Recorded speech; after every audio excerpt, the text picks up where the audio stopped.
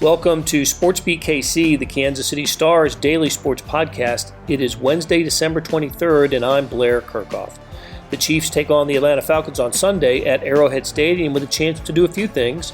They can win their club record 14th game of the season. Also, a victory clinches the number one seed in the AFC playoffs and presents Andy Reid with a decision should he rest starters for the Week 17 game against the Chargers. Star columnists Vahe Gregorian and beat writers Herbie Teope and Sam McDowell addressed the considerations that would go into that decision. Also, we discussed options for the Chiefs if linebacker Anthony Hitchens, on the COVID-19 list right now, and running back Clyde Edwards-Helaire, who injured his hip and ankle in last week's victory over the New Orleans Saints, can't go on Sunday. Columnist Sam Mellinger is taking the week off. So let's get started talking Chiefs. When I hear that intro music, I know to get out of whatever I'm reading and join you on SportsBeat Live. Good morning from Kansas City. And thanks for joining us on a Wednesday and not a Thursday. We altered the schedule this week because of the holidays. And listen, I hope everybody's going to have a great holiday weekend. You know how this works. We talk Chiefs with you. We take your questions and comments. Please send them along. And we talk Chiefs with our esteemed panel of Vahe Gregorian in his green sweater this morning. Hey, Vahe. Blair, I did what I could for the cause. Merry Christmas. Yeah, you too. Sam McDowell is here. What's up, Sam? Hey, what's going on, guys? And Herbie Teope is also here, not in his green sweater. Peace to you, Herbie. In the panel, with the exception of Sam McDowell.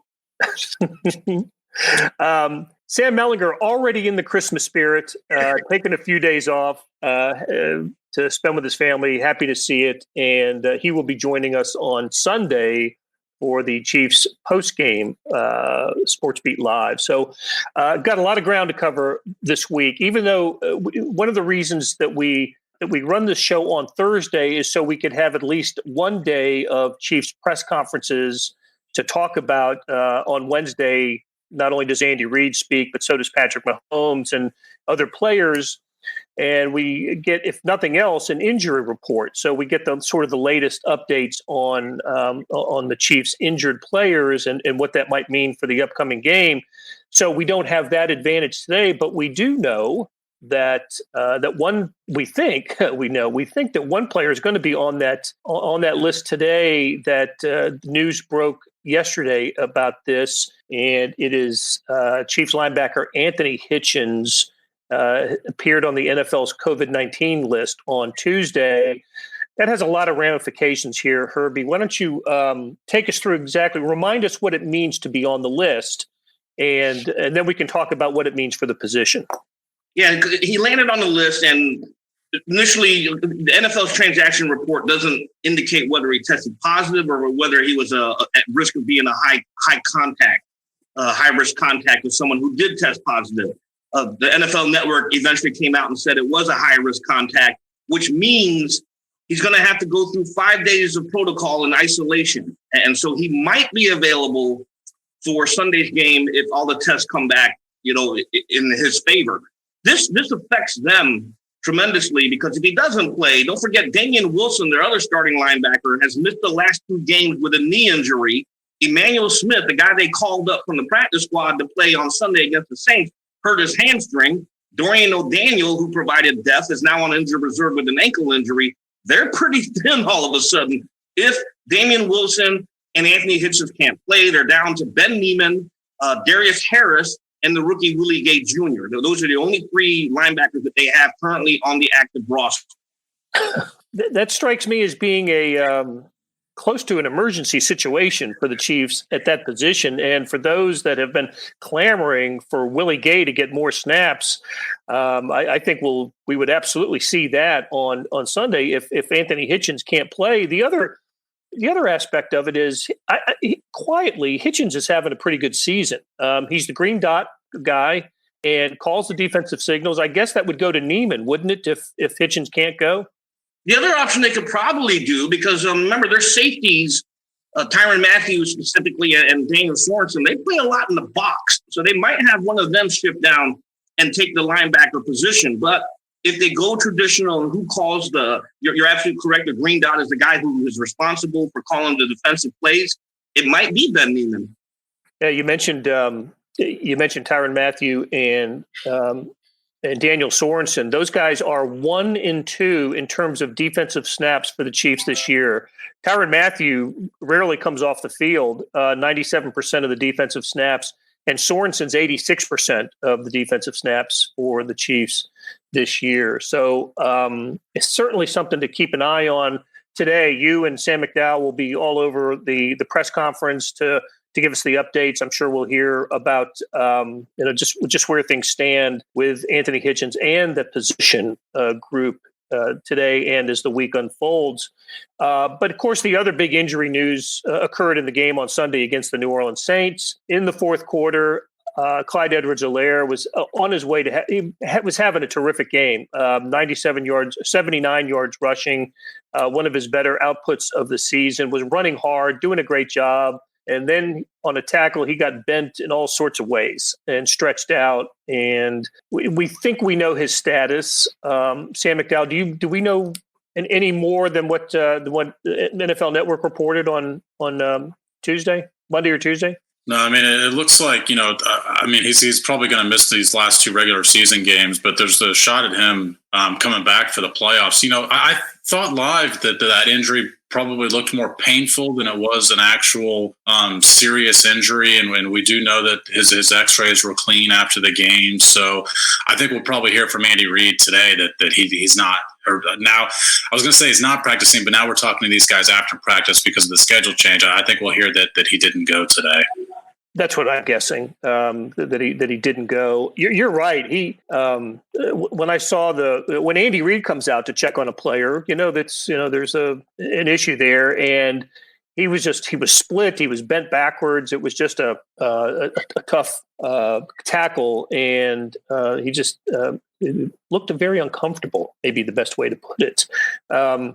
So what are the Chiefs' options at running back now? And I think we know who the next man up is. And doesn't Brett Veach look pretty smart for the signing he made after what was week 3 or 4 of this season? Yeah, I think we're going to see a heavy dose of Le'Veon Bell. And, Darrell Williams has run pretty well in the glimpses we've seen him over the past month. So I don't think it's going to be a situation where Le'Veon Bell's on the field for 90% of the snaps. I still think we'll see a backup, and that guy will be Darrell Williams. Herbie reported yesterday that they did add Elijah McGuire to the practice squad, and now you've got the option this year to elevate guys from the practice squad. I still think it's probably, and I know Elijah McGuire was with the team last year on the practice squad, but I still think it's probably early, only a couple days in to try and get him up to speed in time for Sunday. Herbie can correct me if he disagrees there, but I think it's going to be a heavy dose of Le'Veon Bell, but I think Darrell Williams is going to factor into the game plan as well. Yeah, and Sam, you're absolutely correct. I'm not going to have Elijah McGuire having any carries on Sunday, I don't believe. If anything, it's a death move. You got to have the depth at the running back position. Here's the hint that the Chief knew that Edwards-Helaire was going to miss time. They didn't waste any time on Monday. They brought Elijah McGuire in for a visit, and then on Tuesday he was signed. So that's a good sign. Well, that projects as a good sign that they knew Edwards-Helaire was going to miss these last 2 games because they needed another running back in that room. Blair, one other thing. I mean, we're talking about the depth, but I do think there's a fortunate twist here in a way for the Chiefs that, Andy Reid, even in the last 2 weeks, has talked about that, Le'Veon's intelligent, but that this offense, his style, understanding the personnel around him, all of that takes time. And it seems like probably from my point of view anyway, maybe to other outside viewers, it seems like a long time by now that it hasn't completely gelled. And I think this is going to, I don't know if it's going to accelerate the pace or not, but it's going to certainly give him more looks, more exposure, more snaps. And they'll know more about where he is with certain things he can and can't do yet. No, that's right. And look, the Chiefs, and we're going to talk about this in a bit, as we get some clarity on their seeding, and they have an opportunity here to not, to rest a player for a month, basically.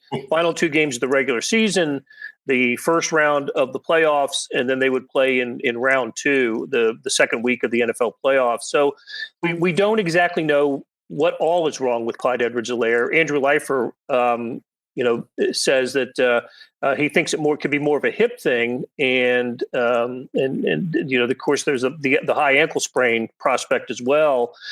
But I don't know. It just seems like a month could be a sufficient time to get back into to get his health back. And look, the running back position is something that we've kind of overlooked, but it seems to be less of an issue or less important than in previous years.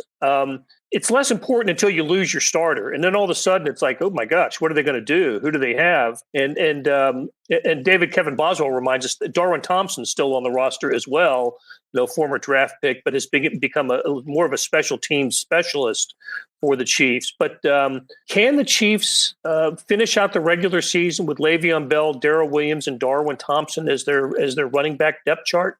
Blair, just a quick thought. I'd like to picture a game where the Chiefs run an empty backfield the whole game and just see what happens. Yeah. I think they'd have a shot. I say yes. I'm going to say yes because Bell is battle tested. He's been in the playoffs before with the Steelers. We know his past.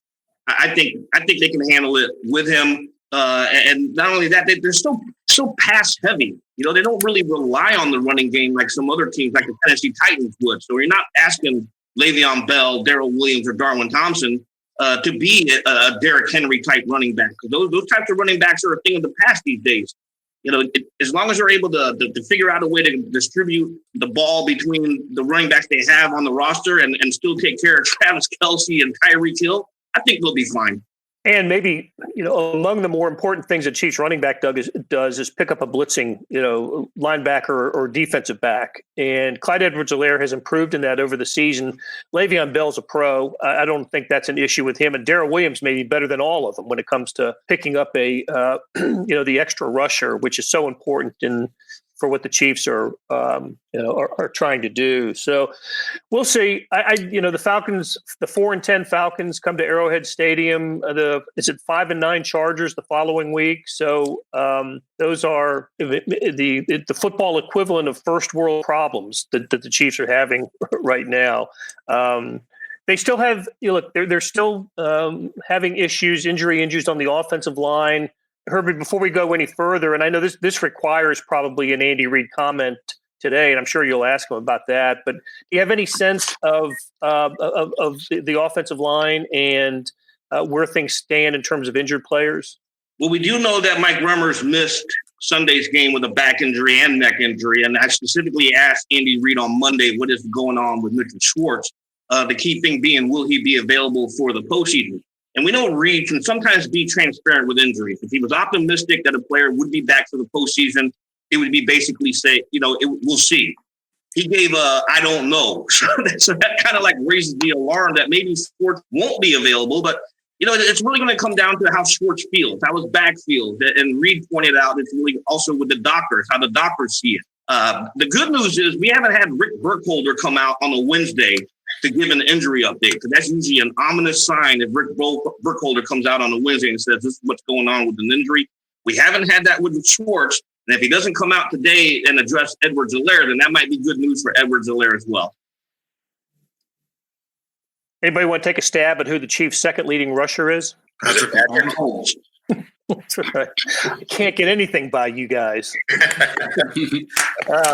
So, yeah, that was so when Brian LaBerge was asking about Mahomes rushing, I quickly went to the stats just to confirm that, yeah, he had the 24-yarder against the Saints on Sunday, which was one of his nicer runs of the year. Okay. I mean, his runs have come at timely, points where they needed a first down, and here he is. You think he's going to do it with his arm. Defense plays back, and he just kills him. Knows exactly where the sticks are. He just knows exactly where the sticks are. Yeah, go ahead, Vahe. Well, I was going to say that too. There's a precision of his understanding what he's trying to do on the run. Every so often he stays up a little longer than you'd like, maybe, but there's a purpose to it. But the thing that I've really started noticing, and maybe he's been doing it all along, and I'm just slow to the realization. It's very interesting, particularly when he's running, how he physically uses the ball for even extra misdirection or deception. in ways that with other people I wouldn't trust as much. And I'd be saying, he's carrying it like a loaf of bread. What's he doing? With him, you feel like it's part of the whole spectacle of, getting people away from him.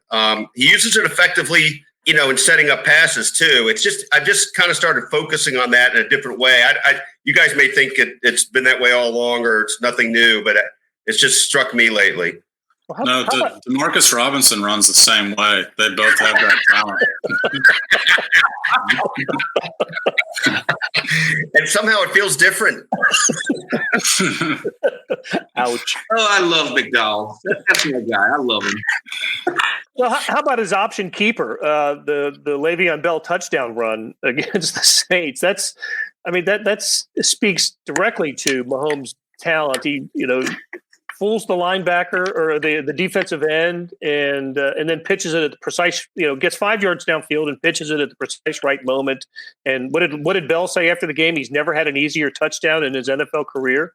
Yeah, but Blair, that might be a good sort of full circle to this conversation because Le'Veon Bell was really on the same page with Mahomes on that play. He said he expected Mahomes to pitch that ball even though he'd already crossed the line of scrimmage, which does show that there is a connection that's developing there because he also mentioned that most quarterbacks wouldn't do that. So the fact he expected his quarterback to do that illustrates that it must be in practice that they've gotten on the same page a little bit. But to your point, I think these last 2 weeks will only aid that process. The thing that impressed me the most about that play wasn't that Bell scored. It was the fact that Andy Reid and Mahomes went right at that right defense, or excuse me, the left defensive end / right tackle side. But the play before that, Cam Jordan was ejected. Cam Jordan is pretty good against the run, and they picked on poor Carl Granderson. They went right at him, and that was pretty darn good. They recognized who was there. That's the running equivalent of picking on a cornerback who just, the rookie corner who just came into the game to replace, the veteran who needed to play off. So that's a good point, Herbie.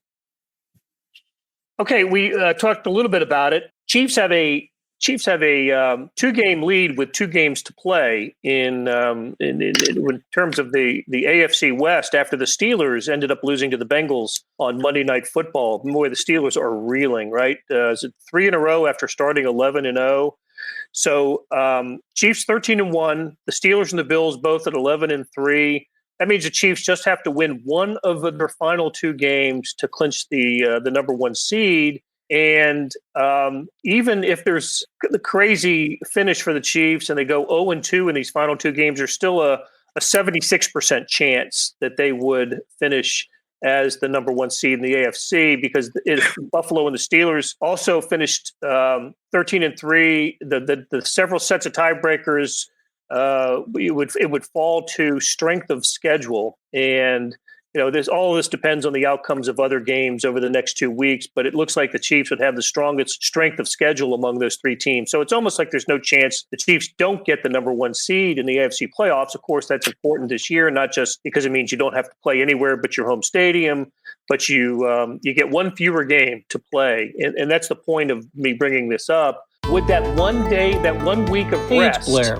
We have a special subscription offer for SportsBeat KC listeners. Andy Reid unlimited digital access to Kansas City Stars award-winning sports coverage. Let's just say the Chiefs beat the Falcons. Sign up now for 1 year of Sports Pass for access to all the sports news, features, and columns presented on the KansasCity.com site. And it's only $30. That's 40% savings off our regular rate. Your subscription will automatically renew after the initial term at $50. We have seen it both ways, and we think about this both in terms of rest, but also risk of injury, right? And that's the big question. And you're right, Blair. It becomes a fundamentally different question if you've got that next week off. You've got more cushion, but it doesn't alleviate any risk during a game either. So I tend to think that he would pull back for that last game if that number 1 seed's assured. And I don't see why you would put that exposure out there. I get that the X factor is staying sharp though, and that's something that they'll have to figure out. We know Andy has that extraordinary record after a bye during the regular season. I can't remember how that's played out in the playoffs, but I suspect it's pretty good record in the playoffs when he's had the bye on the few occasions he has had it. So my hunch would just be that they would pull back. It's an interesting question though, whether you would pull back fully, right? Like, and start Chad Henne. I don't know. I tend to lean that way though. Treat it like a preseason game. If you've already clinched the number 1 seed heading into the season finale, and if your intent is to get your guys a few snaps, then treat it like a preseason game. Give the first 2 series to the first team offense, and then pull them. And to Vahe's point, the injuries, it's always the unknown. But let's not forget, last year, granted, they didn't know they clinched yet, but Juan Thornhill suffered an ACL injury in the season finale. So, they had to make some moves or shuffle the back end of the coverage in the playoffs. But, Thornhill was a huge loss. And I don't think you want to risk that, knowing that you want to make a run at the Super Bowl again. Yeah, this situation is ripe for hindsight, no matter what they do. I will say the one thing that I wonder if is going to be a factor is this team had no off season. They did not have OTAs. They did not have a preseason, and they came out on opening night and destroyed the Houston Texans. And I wonder if because obviously the one side of the spectrum is, do you want to stay sharp? Do you want to risk losing your edge? I wonder if they look back at that and say, hey, despite all of that, they still looked really good on opening night, and they hadn't played a football game since February. And that's a fantastic point, Mac, because if you remember after that game and even the week following the game, that question did come up a few times with some of the players. And they mentioned that the reason why they looked so good was because of how Andy Reid had schemed everything out or had plans in place during training camp. So they were able to hit the ground running like they didn't miss anything. How much of a consideration should it be if Patrick Mahomes is on the edge of an MVP award, or he goes into week 17 needing 150 passing yards to get to 5,000, or Travis Kelce has the consecutive game reception streak going over well over 100? Did those types of things factor into a decision?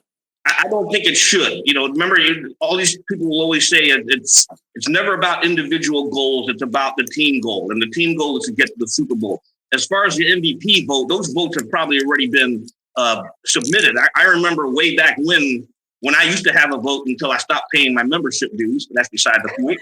A lot of that stuff was already submitted by week 15 coming into now, week 16, because the vote is set up and designed because if you run into this scenario, there won't be players playing in week 17. So some of those votes have already probably been put in. It was interesting the other day. Sam McDowell, I think you were asking about this, or maybe it was somebody else, but your face was on my screen. Andy's cognizance of Travis Kelce's numbers. Like, Andy was sort of at once, as I recall anyway, saying, I don't really know what those numbers are. But I thought he gave a little hint that if he knows about these things and they come to historic significance, he's as pretty likely to try to make it work. Again, if it's not out of the range or out of the scheme of things. So back to the point you made, Herbie, earlier, I could see if some things are at stake that could be achieved with 2 series, in the finale.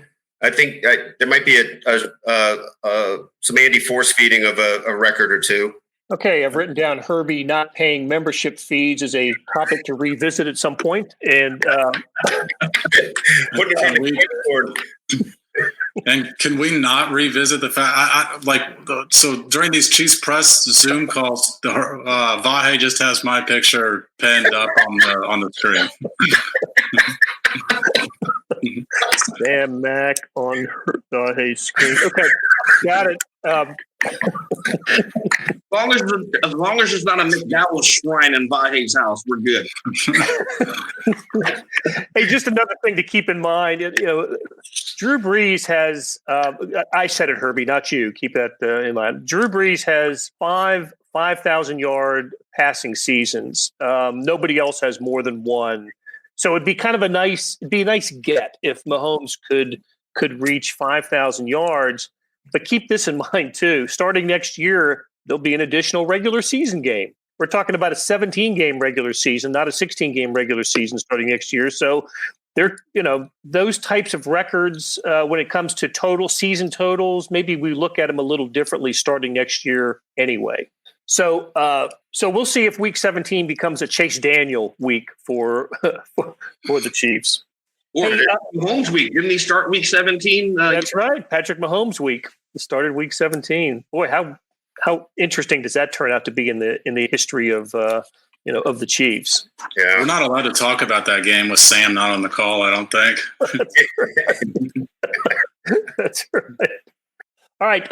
Glenn Rice wants to know if this is the airing of grievances. Happy Festivus, guys. Is this Glenn Rice of Kansas City?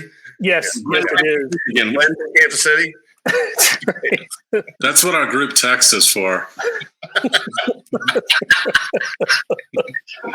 All right, let's begin to wind it down with this this topic. Pro Bowl selections came out this week, and the Chiefs had 7, matching the most of any team. Herbie, do you know them off the top of your head? Seahawks, Baltimore Ravens, and the Green Bay Packers. You mentioned how many had 7 or the Pro Bowl? There were 7 Pro Bowl selections, right? Yeah, you had Mahomes, Travis Kelce, Eric Fisher, Tyrann Mathieu, Chris Jones. How many was that? Frank Clark. Yeah, Frank Clark, and who was the 7th one? Tyreek Hill. Yeah, Tyreek Hill. Hello. There you go. Any surprises?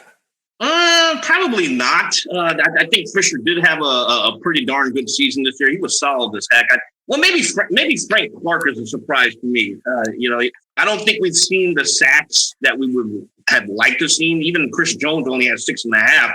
Clark is entering week 16 with we're in 16 now with just 5 sacks on the year. I don't know if that's Pro Bowl caliber. Usually when you see fan voting, they're amazed by not just the name, but also the numbers. And so, you're always going to get people who were snubbed, but the fans spoke, so that's who it was. I just wonder if people are seeing something we're not seeing with Frank Clark. It's just the numbers aren't there. And look, that was kind of the case during the regular season last year. And it was about this time of year that he went to a different gear. And in the postseason, he was just fantastic. I think that's what Chiefs fans have to be hoping for this time around with Frank Clark. I will say, when you watch the tape from this last game, I thought Frank Clark had as good of a day as he's had all season. He was really active in the backfield consistently against the Saints. I thought he was really good in the game.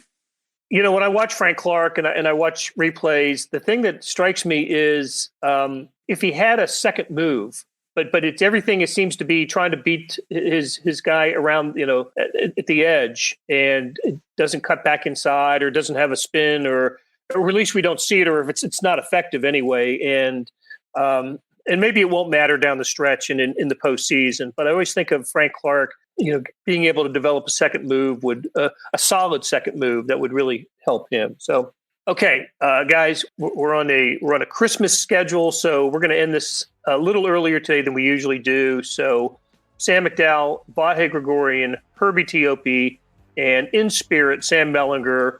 Thanks for joining us today. Thank you all for your questions and your comments. And please join us after Sunday's Chiefs-Falcons game, which begins at noon.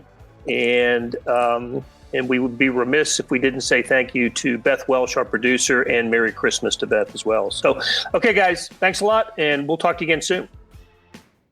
That'll do it for today. Thanks to our production staff and everyone who helps make this podcast happen.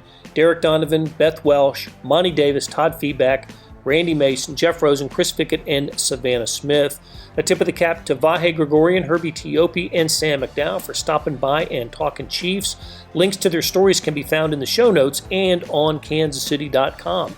Hey, we got another deal for you, especially for those who want to deep dive into the Stars' terrific Chiefs coverage. For a limited time, you can subscribe to Sports Pass for 99 cents a month. That's right, 99 pennies a month. After 3 months, it auto-renews at $5.99 a month unless you cancel. How do you get it? You go to kansascity.com/sportspass2020. Do you want more than just sports coverage? I know I do. Check out the entire Kansas City Star product. Sports news, features, commentary, and analysis, the whole thing. You get all the stories written by my talented compadres, plus additional news, sports, and business coverage with the e-edition. The details for all of these deals can be found at account.kansascity.com/subscribe. And if you're having trouble hunting down any of these offers, send me an email, bkerkhoff@kcstar.com, and I'll get you to the right place. So whether it's the Sports Pass or the full subscription, you're getting and supporting the best sports and news coverage in Kansas City and helping us produce programs like SportsBeat KC. Thanks for listening. tomorrow, you'll hear the best of SportsBeat KC from 2020. I hope you enjoyed that. Have a happy holiday season, and after tomorrow's show, we'll be back on Monday breaking down Chiefs-Falcons.